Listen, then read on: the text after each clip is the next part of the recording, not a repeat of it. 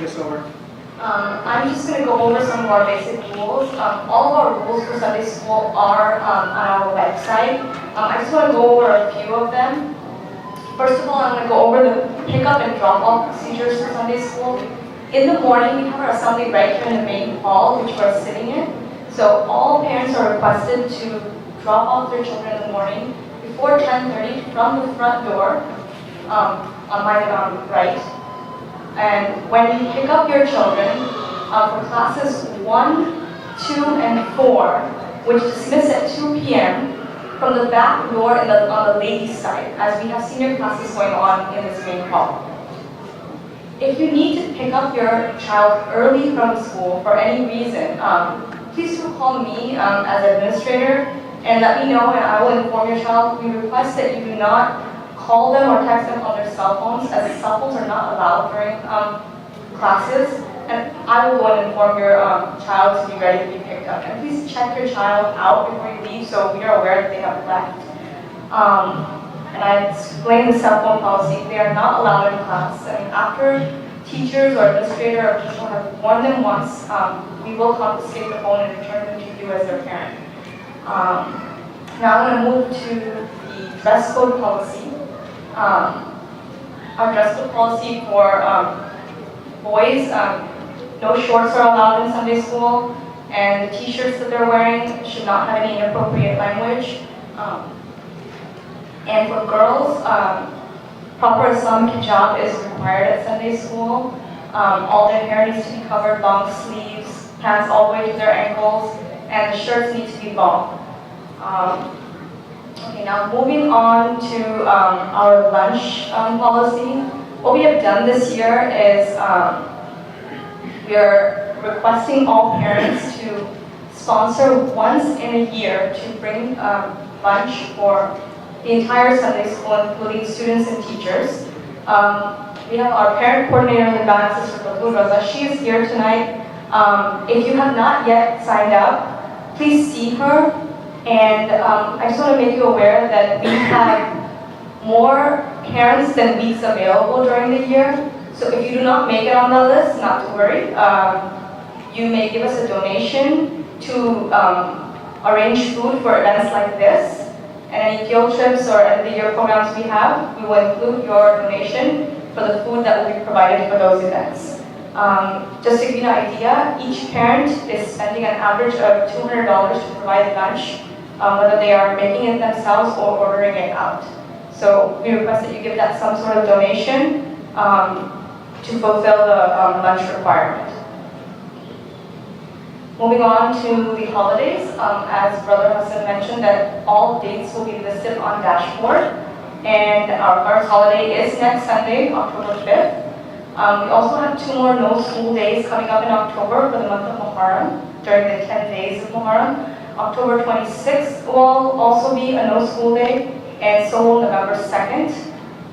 There will be no Sunday school the 2 Sundays of the first 10 days of Muharram. And I will update all the dates, all the no school days onto the dashboard so you can do it at any time. Now I want to move on to our behavior and discipline.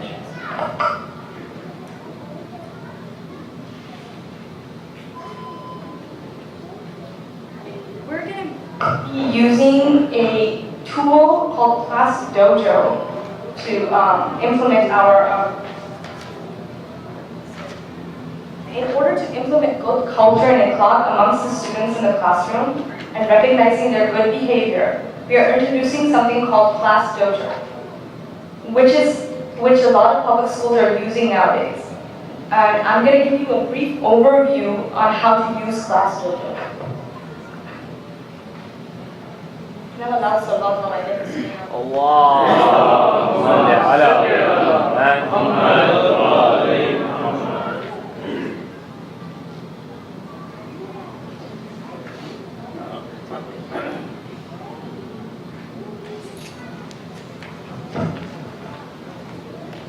What you see in front of you is, I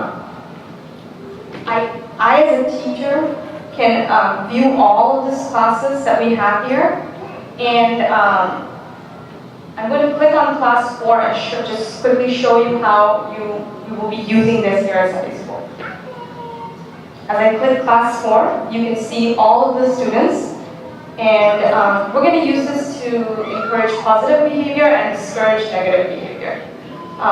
Suppose I click on student Asya Sayed. Okay, now if I want to reward her, the teacher wants to reward her. Suppose she's helping others in class, and we want to give her a positive point. So click on the positive point, what she's done, it'll update, and then let me show you one more. If I want to give her another point, she's on task during class. The teacher will click here, and it will update like that. Now you will be able to view this on your computer at home and on your iPhone or any smartphone. And I'll show you that in just a second. Now if I want to give a student a negative point for their negative behavior, suppose I click on the CSA and I click right here on needs work. And now we have rules at Sunday school. Cell phones are not allowed. Student doesn't bring their book, doesn't bring their homework. The teacher can click right here, they'll give you a -1. And this you can see even before you pick up your child from Sunday school, how they're performing at Sunday school during that day. And I will be sending home login instructions and how to get your account set up. When I click here on the report section, we as teachers and administrators can see a pie chart like this and be able to view the entire class's progress. But you as parents will be able to see your individual child's progress. And it will update automatically as I do it right here. So this is what it will look like.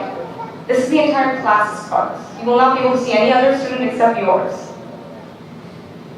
Any questions? I hope I've covered everything. When you get the login instructions, please follow those instructions. Download the app. The app is free. It's called Class Dojo. I think that's about it. This is a good way to communicate for us to communicate with you guys, so we want to maintain that, discourage the behavior and bad behavior and encourage all the good behavior.